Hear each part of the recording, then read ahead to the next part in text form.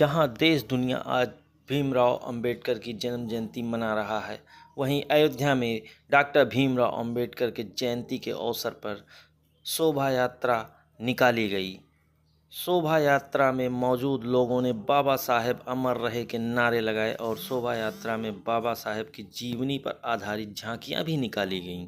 झांकियों में बाबा साहेब के जीवन के महत्वपूर्ण पहलुओं को दर्शाया गया और झांकियों के माध्यम से उनके बचपन, शिक्षा और सामाजिक न्याय और समानता के महत्व को भी दर्शाया गया। झांकियों में बौद्ध धर्म के प्रतीकों और शिक्षाओं को भी दर्शाया गया, जो बाबा साहेब भीमराव अंबेडकर के धर्म परिवर्तन के बाद उनके जीवन का एक महत्वपूर्ण हिस्सा था।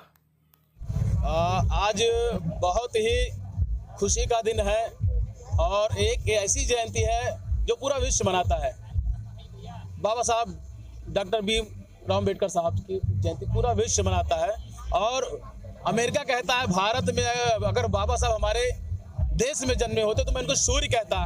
तो भारत के लोगों को सोचना चाहिए कि बाबा साहब जैसा व्यक्ति उनको सूर्य मिला और उनका भी कदर नहीं कर पा रहे भारत के लोग। हमें लगता है कहीं ना कहीं जातिवाद व्यवस्थाओं के तहत, लेकिन बाबा साहब ने उस खाइयों को पाटा संवैधानिक अधिकार के तहत और संविधान में व्यवस्था दे करके उस खाई को पाट दिया और समतामूलक समाज की स्थापना की। उस समतामूलक समाज की स्थापना पे आज हम लोग यहाँ खड़े हुए हैं। सर्व समाज के लोग, न्याय पसंद लोग, जो पिछड़े थे, जो पिछाड़े गए थे, सर्व समाज के लोग आज यहाँ इस कार्यक्रम में शामिल हैं, जो न्याय पसंद है, मानवतावादी है। तो ऐसे महापुरुष का जन्मदिन है। अयोध्या वासियों और देशवासियों क्या संदेश देना चाहिए? देशवासियों को हम यही कहेंगे कि बाबा साहब ने अपने संविधान में प्रत्येक व्यक्ति को, पहला तो नारी को, भारत की नारी को किसी भी जात की हो, उसको न पढ़ने का अधिकार था, न संपत्ति में अधिकार था, न बराबरी में उसको बिठाया जाता था। किसी भी प्रकार की स्त्री, हिंदू कोड बिल के तहत बाबा साहब ने उसको अधिकार दिया।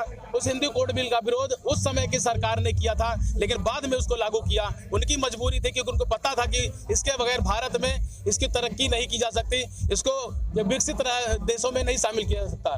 तो बाबा साहब ने बहुत सारे ऐसे काम किए हैं जो उनको कहा नहीं जा सकता, लेकिन कहीं ना कहीं आज भी वैसे ही रूढ़िवादी मनुवादी व्यवस्था के तहत लोग बाबा साहब को अनुसूचित वर्ग से ही समझकर उनको कहीं ना कहीं उस नजरिए से नहीं देख रहे हैं जो सूर्य हैं, जो विश्व के अमेरिका कहता है कि सूर्य हैं। तो सोचने की विषय है कि ऐसे महापुरुष की जयंती है जिनके पास तथागत बुद्ध की विचारधारा को उन्होंने अपनाया और जो पूरे विश्व में बुद्ध और बाबा साहब प्रचलित है, उनसे कोई अछूता नहीं है।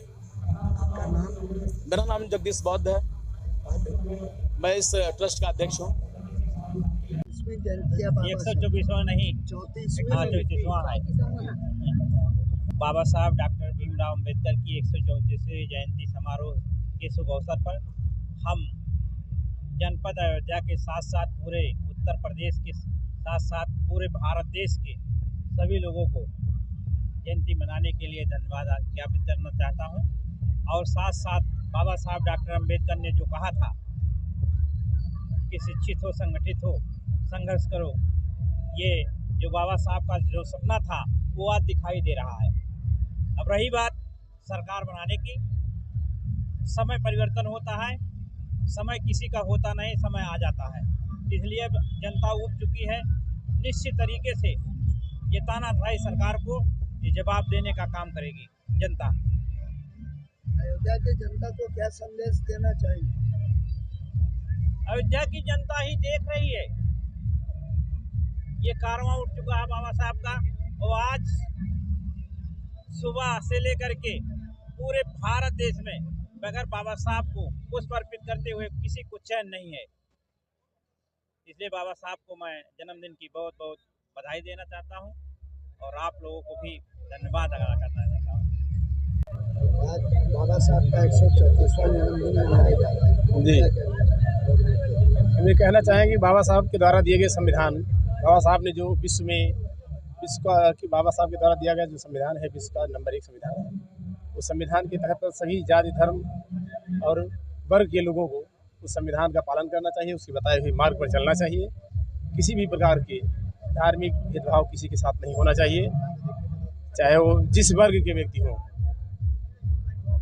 किसी व्यक्ति विशेष के साथ ऐसा पीड़ित किसी भी तरह से किसी को प्रताड़ित नहीं किया जाना चाहिए, चाहे जो जिस भी शासन में हो। संविधान में सबके बराबर समतामूलक समाज की रक्षा के लिए बाबा साहब ने जो संविधान दिया है उसमें सभी वर्ग के लिए बराबर की हिस्सेदारी है और उसका अक्षरशः पालन किया जाना चाहिए। हमारा यह